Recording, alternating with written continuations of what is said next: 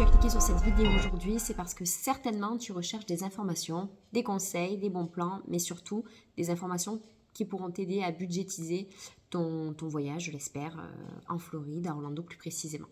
Voilà, donc pour ma part, ça fait 4 fois que nous allons à Orlando et là nous avons encore un voyage en préparatif pour l'année prochaine au mois d'octobre. Donc c'était le moment parfait, je pense, pour réaliser cette vidéo puisqu'encore les chiffres sont bien ancrés. Voilà.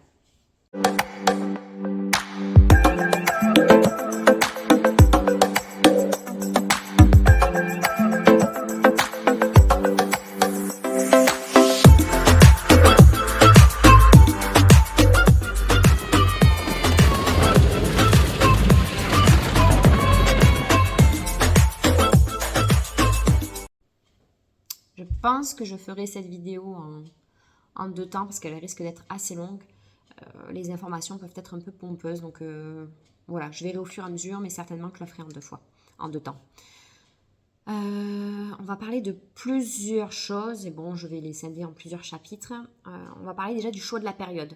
Bon, la Floride, c'est un état où il fait beau quand même toute l'année, le climat est quand même super agréable, mais il y a quand même des périodes qui sont meilleures que d'autres. Bon, déjà, si vous êtes comme nous, vous avez des enfants, vous n'avez pas trop le choix que de partir pendant les vacances scolaires. Si vous n'avez pas d'enfants, que vous pouvez partir hors vacances scolaires, j'ai envie de dire, il y a un peu toutes les périodes peuvent être propices. Alors nous, on a été plusieurs mois différents de l'année. On a fait mars, avril, mai, juillet, août. Et du coup, là, ce sera une première là, pour le mois d'octobre. Mars, les températures, elles sont topissimes, hyper agréables. C'est un mois où on a pu faire aussi de la plongée avec les lamantins. C'est un des derniers mois de l'année où vous pouvez en faire. Avril, c'est aussi un super mois, super agréable. Attention, par contre, il y a un peu le spring break américain. Entre mars et avril, bon, ceci dit, de toute façon, en Floride, il y a toujours du monde, toute l'année. Donc, franchement, si ça ne vous gêne pas plus que ça, faut savoir juste que la fréquentation des parcs, elle sera plus élevée à ce moment-là. Mais aussi, franchement, une super période. Il fait chaud, mais pas trop chaud. L'humidité, pareil, elle est largement supportable. Juillet, août, franchement, on avait trop mal vécu la chaleur, quoi. La chaleur, l'humidité et beaucoup de monde. Franchement, beaucoup, beaucoup de monde. Donc, voilà. La seule période qu'on n'a pas testée encore, c'est le mois d'octobre. On le fait parce qu'on a absolument envie de faire la période d'Halloween. Et puis, bon, normalement, on s'éloigne de la saison des ouragans, donc c'est quand même une bonne période.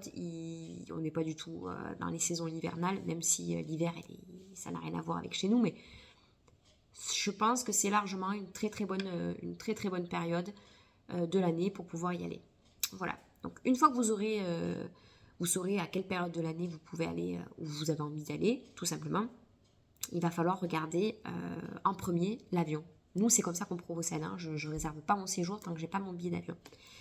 L'avion, vous pouvez le réserver en avance, bien en avance, mais il ne faut pas regarder trop en avance non plus. Il faut savoir que les compagnies, elles se tirent un peu la bourre, tout entre elles, c'est normal. Et en général, tous les tarifs des compagnies sortent entre, allez, je vais dire 10-9 mois en avance. Si vous regardez un an à l'avance, faites l'expérience, vous verrez, toutes les compagnies n'ont pas sorti leur prix. Donc en fait, elles ne sont pas encore en concurrence. Il se peut que les tarifs soient super élevés. Et il se peut même que tous les avions ne soient pas sortis. Donc de toute façon, vous aurez du mal à trouver votre avion. Plus vous allez avancer dans le voyage, plus vous allez voir en fait les concurrences de prix des différentes compagnies qui vont sortir. Voilà, donc en général, nous, on réserve entre 8 et 9 mois à l'avance. C'est un bon prix. Maintenant, si au bout de 10 mois, 11 mois, vous voyez que les billets d'avion ils correspondent aux tarifs que vous vouliez mettre, bon ben allez-y, bloquez le prix. De toute façon, on sait que maintenant, depuis la pandémie de Covid, les tarifs des trajets en avion ont nettement augmenté. Bon, de toute façon, ça va prendre du temps avant de redescendre, si ça redescend un jour. Voilà, ce que je voulais dire par rapport au moment de réservation. Maintenant, il y a quelques points sur lesquels vous pouvez économiser. Nous, on habite le sud de la France. De base, l'aéroport le plus proche, ce serait Marseille. Mais je ne vais pas aller à Marseille parce qu'en fait, Marseille n'est pas un aéroport international. Voilà. Je ne vais pas pouvoir aller aux États-Unis directement depuis Marseille. Par contre, Barcelone est un aéroport international. Je suis à 5 heures de chez moi de Barcelone et 2 heures de Marseille. Bon, je préfère faire le trajet en voiture, aller jusqu'à Barcelone, prendre un vol direct pour aller jusqu'à Miami et ça me permet d'économiser mais vraiment nettement sur mes billets d'avion et surtout ça me permet d'avoir un vol direct et ça c'est vraiment pas anodin. Alors oui, vous me direz, je n'atterris pas à Orlando. Non, j'atterris pas à Orlando parce que Orlando, c'est pareil, il n'y a pas de vol direct. Ce n'est pas non plus un vol international. Mais Miami-Orlando, c'est quoi? C'est 3h30 de route. Et franchement, ça se fait très très facilement. Donc, n'hésitez pas à regarder les aéroports aux alentours de chez vous. Certains aéroports sont de plus grande envergure et donc vous paierez votre billet d'avion nettement moins cher. Et vraiment, des fois, ça vaut le coup d'y aller ne serait-ce que la veille ou le lendemain, de louer une nuit d'hôtel juste avant. Faites le calcul, vous verrez que vous y serez largement gagnant. Voilà. Cette année, nous sommes partis en avril 2023 pour 18 jours. Nous avons pris l'avion depuis Barcelone jusqu'à Miami et nous avons payé 3 850 € pour tous les 5. Bon voilà, sachant qu'il y a quand même 3 enfants âgés de, au moment du voyage, 5 à 10 ans.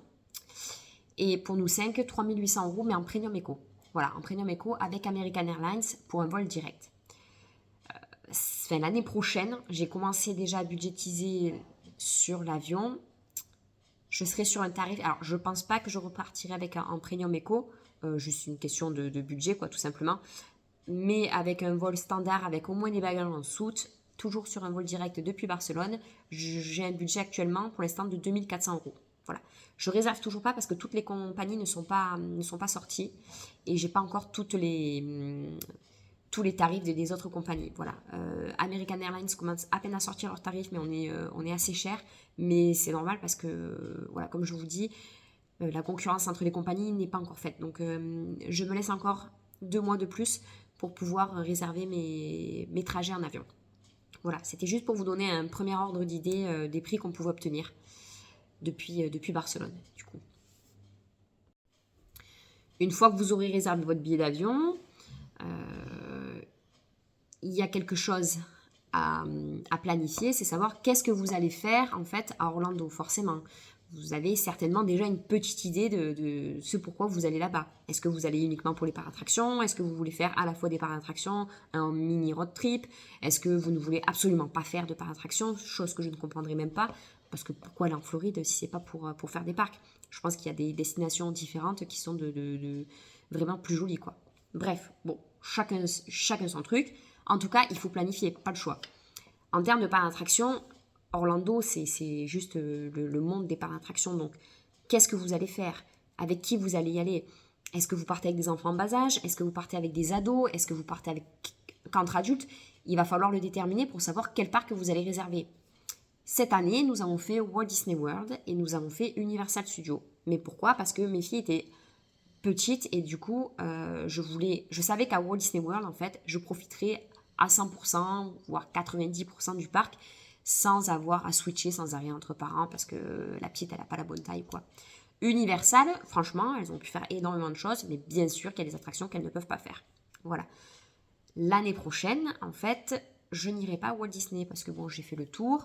Il n'y a pas spécialement de grandes nouveautés à Walt Disney World, donc je vais visiter d'autres parts. L'année qui vient, j'ai déjà budgétisé parce qu'en fait, j'ai déjà fait pas mal de réservations. J'ai réservé Discovery Cove. Discovery Cove, c'est un parc animalier, en fait, qui est complètement différent des autres parcs de Disney. C'est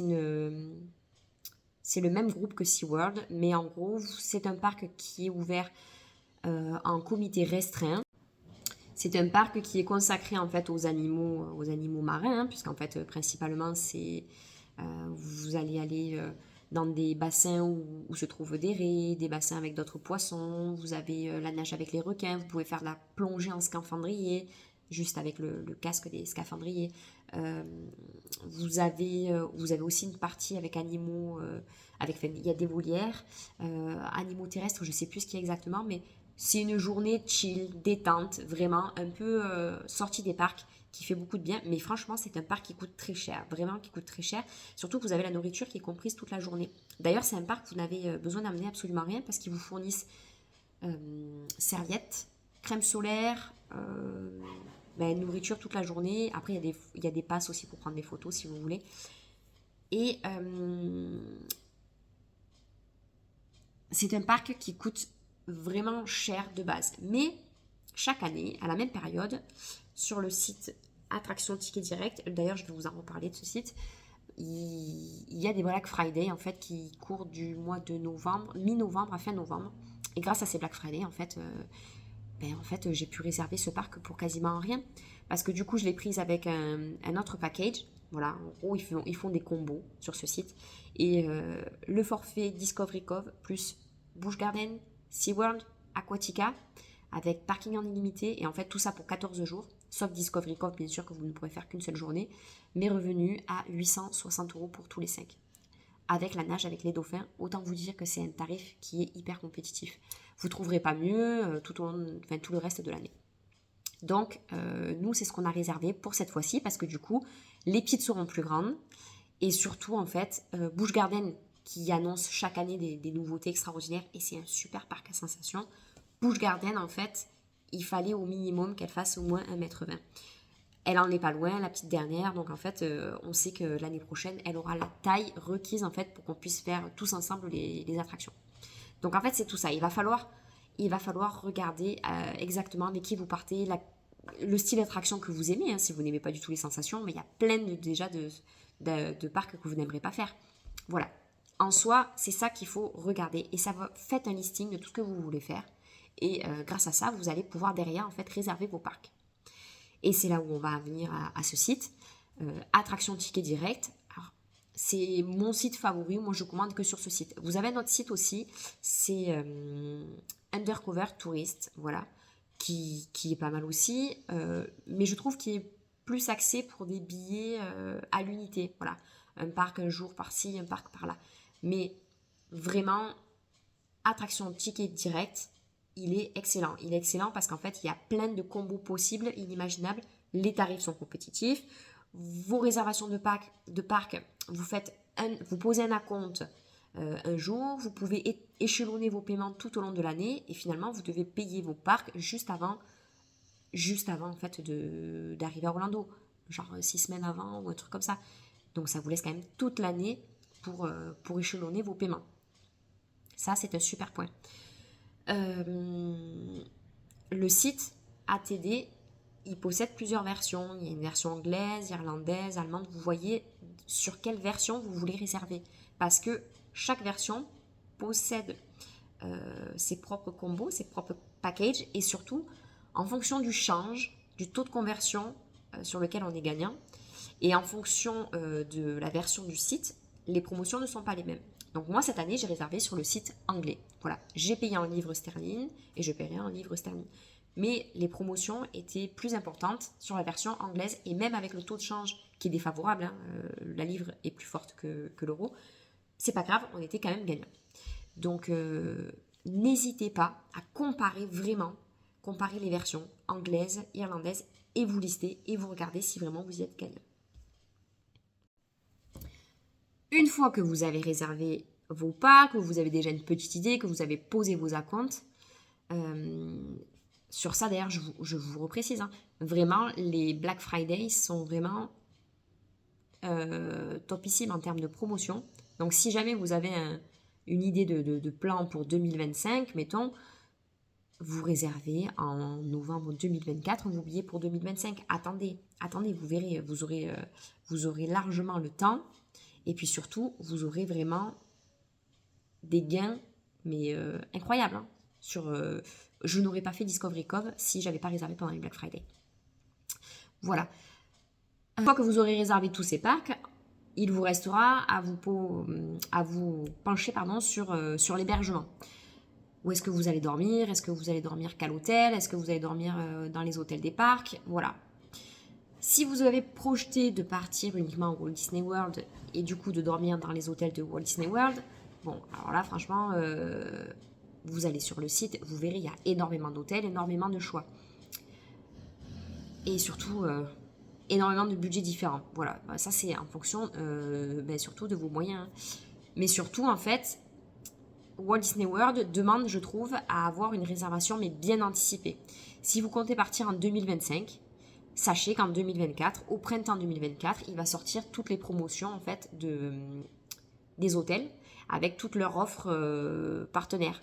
Cartes cadeaux, dining plan, les cartes de restauration. Tout ça en fait va sortir courant printemps et au fur et à mesure de l'année de 2024, en fait, les offres vont s'amenuire petit à petit, elles sont de moins en moins intéressantes, jusqu'à ce qu'à la fin, vous n'ayez plus que 2 ou 3 nuits offertes en fonction du nombre de nuits que vous souhaitiez faire. Donc, Walt Disney World demande à ce qu'on anticipe les réservations. C'est toujours plus avantageux comme ça. Si vous ne souhaitez pas réserver en fait la totalité de votre séjour à Walt Disney World, sachez qu'il y a toujours une alternative de réservation d'hôtels qui peuvent être intéressantes, ce qu'on appelle le DVC, le Disney Vacation Club. Le Disney Vacation Club, c'est un système de réservation qui est complètement différent. Vous ne réservez pas sur le site de Disney, vous réservez en fait via un broker. Un broker, c'est l'équivalent d'une agence, d'un intermédiaire, quoi. En fait, il y a des logements Disney, peut-être que vous avez jamais fait attention, mais en fait qui reviennent assez souvent, et en fait ils se trouvent dans les Deluxe. Il y a des parties qui sont complètement réservées au DVC. Ce sont des chambres en fait qui appartiennent à des particuliers qui ont investi dans un système de points du Disney Vacation Club. Et en gros, vous louez une chambre qui appartient à un propriétaire qui possède énormément de points. Voilà. Et donc, en gros, ils ont des parts dans les hôtels de Disney, pour faire plus simple.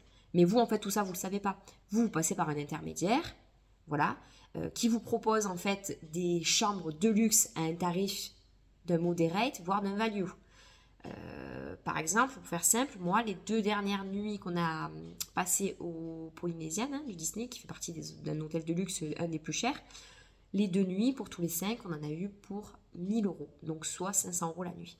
Si j'étais pas passée par un Disney Vacation Club, que je passais par la centrale de réservation Disney, j'en avais à peu près pour 1500 euros. Et encore, fallait-il que je puisse réserver, parce que c'est quand même un des hôtels qui est compliqué à réserver. Il est très réputé et surtout, souvent, il vous le propose en fait en club. Ou alors, il faut être de longue sur le site de réservation, regarder tous les jours. Quoi. Donc, le DVC, c'est vraiment quelque chose sur lequel vous pouvez vous pencher. Il y a plein d'avantages. Le prix, vous avez exactement les mêmes avantages que n'importe quel résident des hôtels. Absolument. Vous pouvez même rajouter les dining plans derrière. Les choses que vous n'aurez pas par rapport aux résidents des hôtels, c'est que vous n'aurez pas le ménage quotidien dans les chambres. Bon, franchement, nous, on est resté 2 jours, on s'en foutait, quoi. Par contre, vous avez accès au laundry. Donc, lave-linge, sèche-linge, gratuitement. Dans les chambres, c'est pareil. Vous avez en fait l'équipement que vous pourriez retrouver dans des maisons, quoi. Donc, vous avez des frigos, un vrai frigo. Même dans certains logements des DVC, vous avez carrément des vraies cuisines.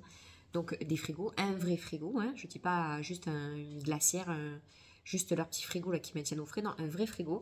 Vous avez micro-ondes, vous avez cafetière, vous avez toute la vaisselle qu'il faut pour manger sur place.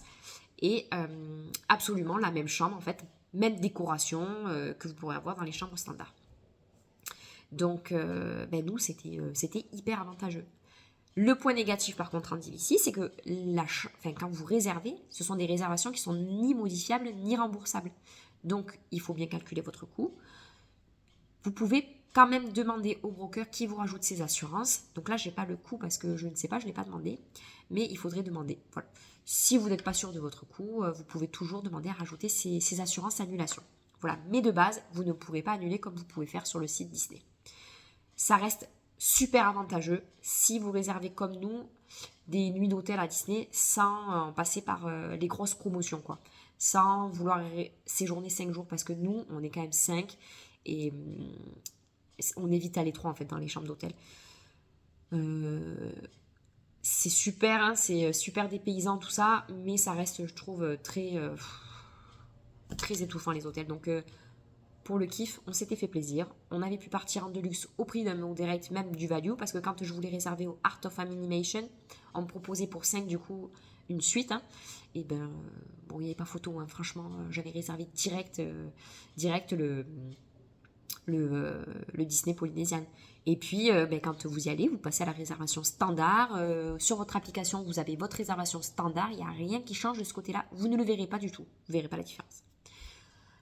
Donc, ça, c'était le petit point Disney. Ensuite, on avait réservé une nuit aussi au Universal. Alors, pourquoi une nuit, vous me direz, et pourquoi pas le séjour? Bon, tout simplement parce que je vous en ai parlé, les nuits d'hôtel, nous, il faut que ce soit... Voilà, faut pas que ce soit dans la durée, parce que à 5, c'est vite étouffant. Par contre, l'avantage d'Universal, mais surtout l'avantage de dormir dans un hôtel premium, parce qu'on avait choisi le Hard Rock Hotel, c'est que derrière, vous avez le très gros avantage d'avoir les fast-pass. Et les fast-pass, vous ne les avez pas uniquement pour un jour, vous les avez le jour du check-in et le jour du check-out. Donc pour une nuit d'hôtel, vous avez 2 jours de fast-pass. Rien qu'en faisant le calcul, on est 5. 5 jours de fast-pass sur 2 jours. Si j'avais dû réserver tout ça à part, j'étais à plus de 1000 euros de fast-pass. En réservant une nuit au Hard Rock Hotel, j'avais 2 jours de fast-pass pour le prix de la nuit, c'est-à-dire 500 euros. Donc rien que pour ça, en fait, j'avais réservé le Hard Rock. En plus, quand vous réservez un hôtel depuis le site ATD avec le combo des billets, donc juste en prenant le package Universal plus une nuit, en fait, les billets pour Universal sont moins chers. Et donc, rien que pour ça, c'était un avantage supplémentaire. J'avais économisé 100 euros sur mes billets. Au ratio, ça me ramène ma chambre à 400 euros et non plus à 500 euros. Autre dernier petit avantage d'avoir une nuit d'hôtel, c'est que pareil, quand vous dormez à l'hôtel Universal, vous avez le parking à payer. Nous, on avait notre voiture, donc vous avez le parking à payer. Le parking, vous le payez pour une nuit. Mais en fait, vous laissez la voiture 2 jours. C'est tout bête, mais ça vous fait économiser une journée de parking sur le site. Voilà, côté hôtel. Ensuite, durant notre dernier séjour, on avait fait 2 nuits sèches en fait dans des hôtels, mais complètement lambda. Bon, c'était juste pour faire les transitions entre Universal et Disney, et surtout pour le jour de départ. Voilà. J'ai pas envie de payer très cher en fait les nuits, parce que les nuits à Universal et les nuits à Disney sont hyper chères. Du coup, en faisant des nuits de transition comme ça, ça nous permettait du coup d'amortir les frais. Voilà pour la partie hôtel. Et maintenant, vient la partie hébergement qui nous convient le mieux, c'est-à-dire la villa. Je pense que je vais m'arrêter là parce que c'est déjà suffisamment long et je pense que je vais reprendre cette vidéo où on parlera du coup de la villa, on parlera derrière de la voiture et du budget à prévoir pour les à côté, quoi, pour la nourriture, pour tout le reste. Donc, je vais scinder cette vidéo en 2. Et de toute façon, je ferai un récapitulatif de notre budget à prévoir, surtout. Voilà. Allez,